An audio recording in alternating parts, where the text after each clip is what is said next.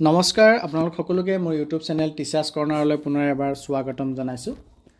গুণোৎসৱ 2025 জানুৱাৰী মাহৰ পৰা ষ্টাৰ্ট হ'বলৈ গৈ আছে আৰু গুণোৎসৱৰ আগে আগে ডাইৰেক্টৰ অফ ছেকেণ্ডেৰী এডুকেশ্যন শ্ৰীমতী মমতা খুজাই মেমৰ ফালৰ পৰা প্ৰতিখন জিলাৰে ইনস্পেক্টৰ অফ স্কুলছলৈ বিদ্যালয়সমূহত প্ৰাতঃসভা কিদৰে অনুষ্ঠিত কৰিব লাগে সেই সম্পৰ্কে এটি নিৰ্দেশনা আহিছে আৰু নিৰ্দেশনাটোত উল্লেখ কৰিছে যে 2024 চনৰে জুলাই মাহৰ 24 তাৰিখে এটি নিৰ্দেশনা প্ৰাতঃসভা বিদ্যালয়সমূহত অনুষ্ঠিত কৰাৰ ওপৰত প্ৰকাশ পাইছিলে।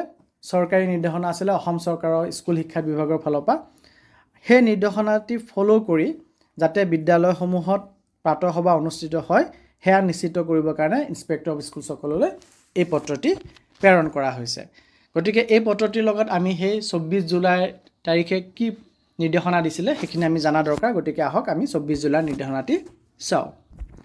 আপোনালোকে 24 জুলাইৰ নিৰ্দেশনাটি স্ক্ৰীনত দেখা পাই আছে, যোনটো স্কুল শিক্ষা বিভাগ অসম চৰকাৰৰ ফালৰ পৰা প্ৰকাশ পাইছিলে আৰু য'ত স্পষ্টকৈ লিখিছিলে যে বিদ্যালয়সমূহত মৰ্ণিং এছেম্বলি কিদৰে অনুষ্ঠিত কৰিব লাগে সেই সম্পৰ্কে ইনষ্ট্ৰাকশ্যন দিয়া হ'ল আৰু বিদ্যালয় শিক্ষা বিভাগৰ অন্তৰ্গত সকলোবোৰ বিদ্যালয় অৰ্থাৎ LP স্কুলৰ পৰা আৰম্ভ কৰি হায়াৰ ছেকেণ্ডেৰী স্কুললৈ সকলো স্কুলে এই ইনষ্ট্ৰাকশ্যন ফ'ল' কৰি বিদ্যালয়সমূহত যাতে মৰ্ণিং এছেম্বলি প্ৰাতঃসভা অনুষ্ঠিত কৰে।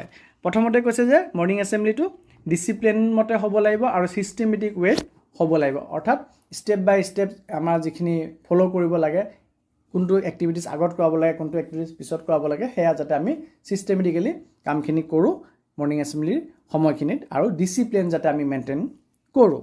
আৰু তাৰ লগতে উল্লেখ কৰিছে যে প্ৰতিগৰাকী ছাত্ৰ ছাত্ৰীৰ লগতে শিক্ষক শিক্ষয়িত্ৰী মৰ্ণিং এছেম্বলিত উপস্থিত থকাটো বাধ্যতামূলক, অৰ্থাৎ আমি প্ৰত্যেকগৰাকী শিক্ষক শিক্ষয়িত্ৰীৰ লগতে ছাত্ৰ ছাত্ৰীসকল যাতে মৰ্ণিং এছেম্বলি আৰম্ভ হোৱাৰ আগতে বিদ্যালয়ত উপস্থিত হওঁ সেইটো বিদ্যালয় প্ৰধানে নিশ্চিত কৰিব লাগে।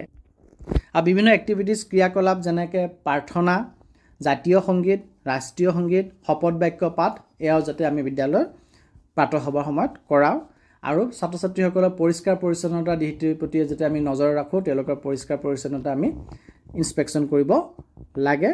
তাৰ লগতে নেওতা, কুইজ আৰু কিছু নিৰ্ধাৰিত টপিকৰ ওপৰত ছাত্ৰ ছাত্ৰীসকলক বক্তৃতা দিয়াৰ ব্যৱস্থা যাতে আমি মৰ্ণিং এছেম্বলিত ৰাখোঁ।